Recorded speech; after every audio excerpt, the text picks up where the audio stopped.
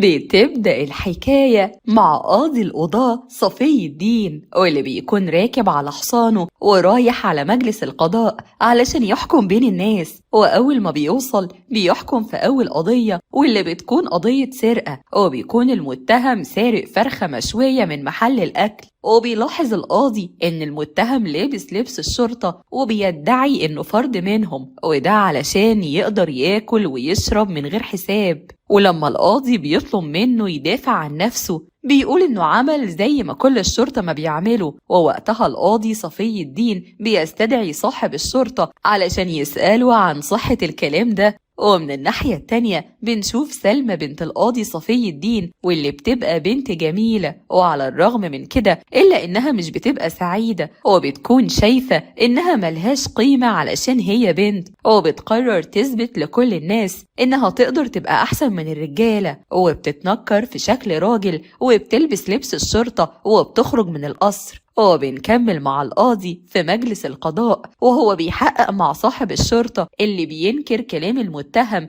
وبيقول للقاضي البينة على من ادعى، ولو المتهم عنده دليل على كلامه يقوله. وطبعا المتهم بيقول للقاضي إن مفيش حد مجنون هيقدر يشهد ضد الشرطة، فبيقول القاضي إنه هيتحرى عن الموضوع ده بنفسه. وبنرجع من تاني لسلمى اللي بتكون راحت لمعسكر تدريب الشرطة، ووقتها بتظهر مهارة عالية في القتال، وبتقاتل أحسن من الرجالة. ومش بس كده، دي كمان بتبقى مميزة في الرماية لدرجة إنها بتلفت نظر صاحب الشرطة اللي بيروح بنفسه وبيسألها عن اسمها، فبتقوله إن اسمها سليم. فبيرد صاحب الشرطة إنه هيكون ليه مستقبل كبير كشرطي. وبعدها بيطلب من الجنود إنهم يخلعوا الخوذ ويرتاحوا. ولما بيلاحظ إن سليم مش راضي يقلع الخوذة بيشك فيه وبيشدها، ووقتها بيكتشف إن اللي قدامه بنت، وتبقى سلمى بنت القاضي. فبيستغل الفرصة وبياخدها وبيروح لبيت القاضي صفي الدين، وبيقوله إنه مرضيش يحبس سلمى لما عرف إنها بنت القاضي. فبيتعصب صفي الدين وبيقوله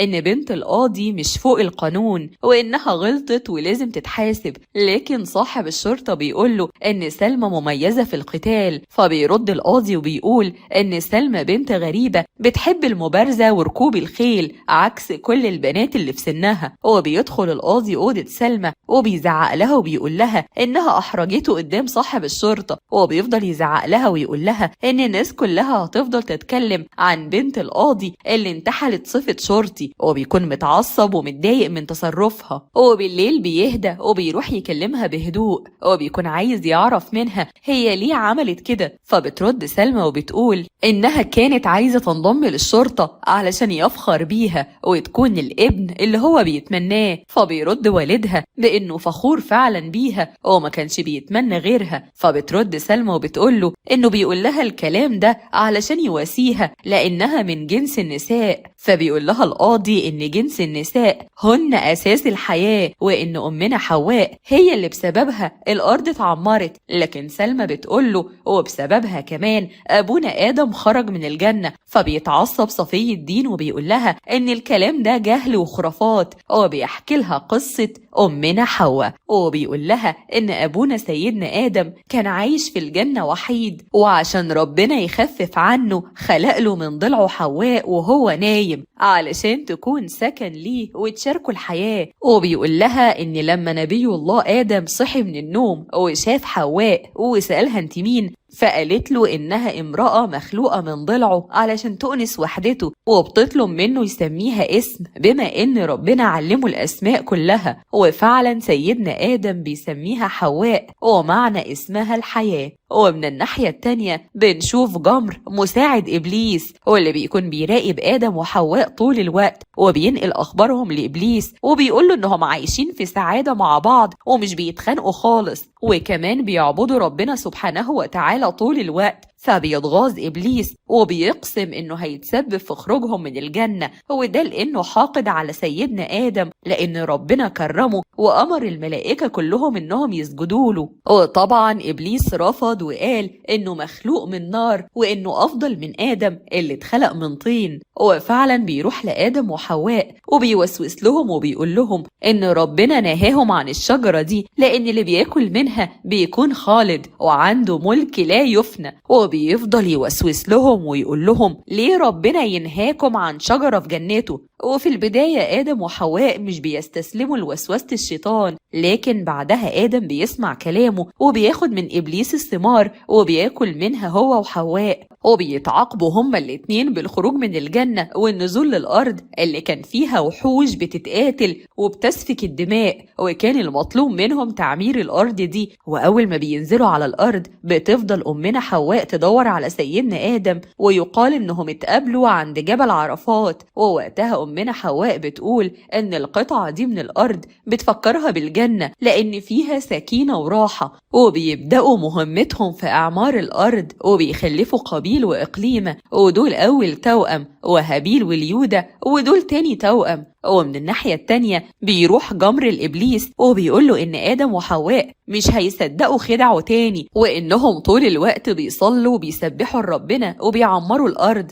وعشان كده بيقرر إبليس إنه يوسوس لكل ذريتهم. وبنشوف إن قابيل طفل قاسي وعنيف وبيحب يأذي إخواته، أما هابيل فبيكون عطوف وطيب ومش بيحب العنف وبيرفض يلعب الألعاب العنيفة مع أخوه قابيل، وعشان كده قابيل بيأذيه وبيحرقه. وبتيجي أمهم وبتزعق لقابيل وبتعاقبه، فبيتضايق قابيل وبيروح يقعد في الصحراء لوحده. ووقتها بيجيله إبليس وبيقوله إنه ذكي وقوي وأفضل أبناء آدم، وعلى الرغم من كده أمه وأبوه بيحبوا هابيل ودايما بيفضلوه عنه ودايما بيكونوا في صفه، وبيفضل يشحنه ويحرضه على أخوه ويقوله إنه يستحق حب أبوه وأمه لأنه الأفضل في كل حاجة. وبتمر السنين وبيكبروا الأولاد، ووقتها بيقرر سيدنا آدم إنه يجوز قابيل لليودة وهابيل لإقليمة. وطبعا الشيطان بيستغل الموضوع وبيوسوس لقابيل وبيقوله إن أبوه فضل أخوه عليه للمرة التانية وإنه هيجوزه إقليمة البنت الأحلى، وبيفضل يقوله إنه الأحق بالجواز من إقليمة لأنها أخته وتوأمه. فبيتعصب قابيل وبيقول إنه مش هيسمح لحد يظلمه المرة دي، وبيروح لأمه وهو غضبان وبيقول لها إنه مش هيتجوز ليودة وإنه من حقه يتجوز أخته اللي كانت معاه. فبتقول لهم حواء يروحوا لأبوهم آدم يحكم ما بينهم. هو فعلا بيروح قابيل وهابيل لسيدنا آدم وبيطلبوا منه يحكم بينهم، فبيقول لهم إن ربنا هو اللي هيحكم بينهم، وبيطلب منهم يقدموا قربان لربنا واللي قربانه هيتقبل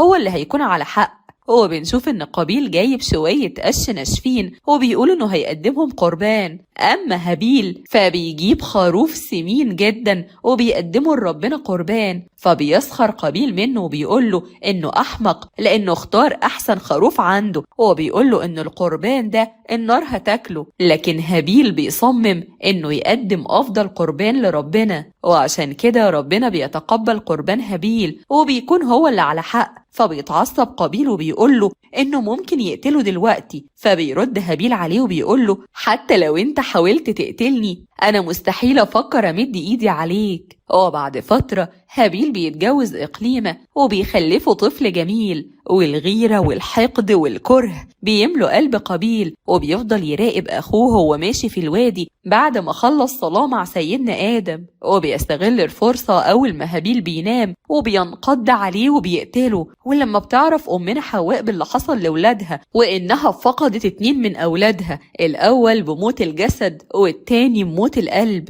وبتقول إنها تفتقد هابيل في الدنيا وهتفتقد قابيل في الآخرة، ومع ذلك بتصبر أمنا حواء على الاختبار الشديد وبتحتسب اللي حصل عند ربنا وبتدعي ربنا إنه يعينها على الصبر وتحمل البلاء، وبتكمل مهمتها في أعمار الأرض ورعاية أسرتها وجوزها حتى بعد موت سيدنا آدم. وبكده تكون قدمت لنا مثل أعلى في الأمومة والعطاء.